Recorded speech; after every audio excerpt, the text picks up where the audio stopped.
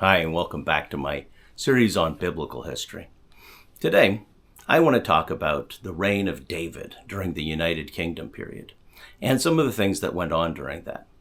Now, the fact is that it is only recently that secular historians even acknowledged the fact that David was really an actual king. They thought he was mythological. Well, it turns out that they found a pottery shard in Dan called the Tel Dan Stele, and on it, it talks about the house of David, and it's really ancient, and so nobody made this up. However, the secular historians that like to doubt the Bible, they can at least take comfort in the fact that they were right at first, even if eventually they are going to get proven wrong when they doubt the Bible. So we join the action with David becoming king of Israel after Saul dies on Mount Gilboa at the hands of the Philistines who have finally defeated him. Now this Saul guy has been a thorn in their side all of this time.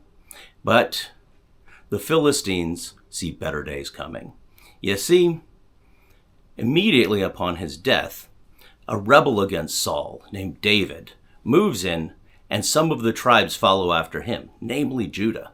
And so now Judah has sworn allegiance to him instead of the heir of Saul, Ishbosheth. And so there ensues a short war between the heir of Saul and David. And David's going to work out a peace deal with Abner, but then Abner's going to get murdered. And it is at that time, all of Israel is going to come to David and they're going to swear allegiance. And this is not what the Philistines had planned, because they wanted Israel to become weak and disunited again. And now Israel is united behind him. And if they had any illusions about the fact that David was going to continue to be the vassal of the king of Gath, they were very much mistaken. David strikes the Philistines once, and then again. The Philistines are driven out of the hill country, and they find that David is even more dangerous than Saul was. In fact, he has much more victory. After the Philistines go back to their cities to lick their wounds, and think about some other way to get around this David guy, David turns around, and he seizes Jerusalem from the Jebusites. Jerusalem, as we move forward, is always going to be a really difficult place to take. And as time goes by, different empires that try to take it are going to find it very, very difficult to take it. It's up on top of a mountain. It's very well defended. David is not going to have an easy time of taking it either, but he does manage to do it with the help of his generals and his men.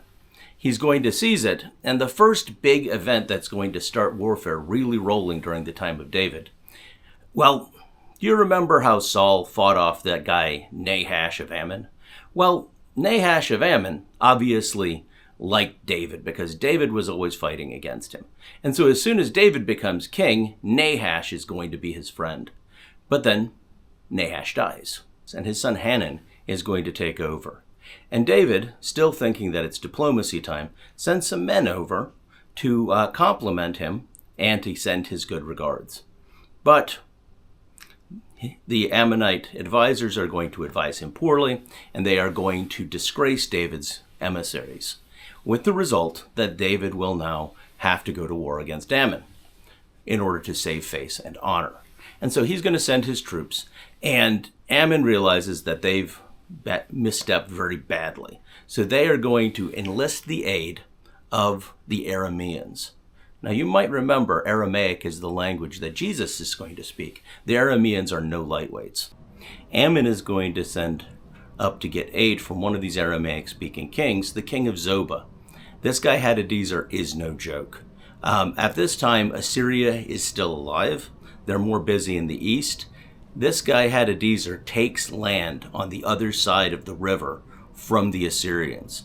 This guy is the real deal. He's very, very dangerous.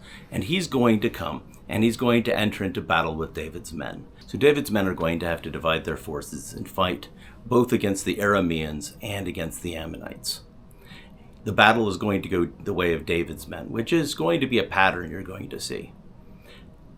With this, Rabbah is going to surrender, and the Arameans are going to continue to fight.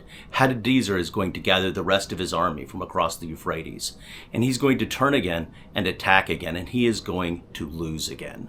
Meanwhile, the Moabites and the Edomites are going to join in. This new king is far too dangerous. He needs to be stopped. So the Moabites and the Edomites are going to join the battle, as well as Arameans from Damascus, who are later going to be the more dominant group of Arameans. Because frankly, David is going to smash Zobah.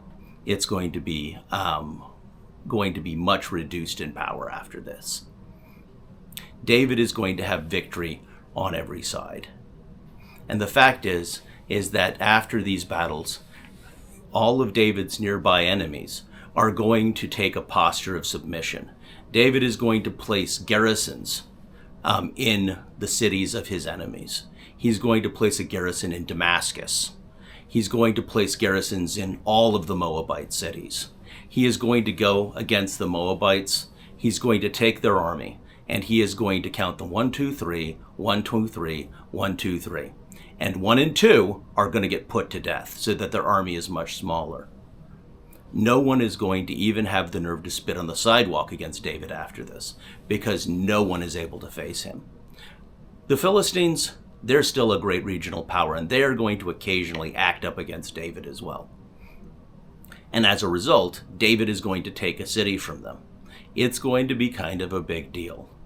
By the time David is done with his wars, no one is going to want to go to war with him anymore.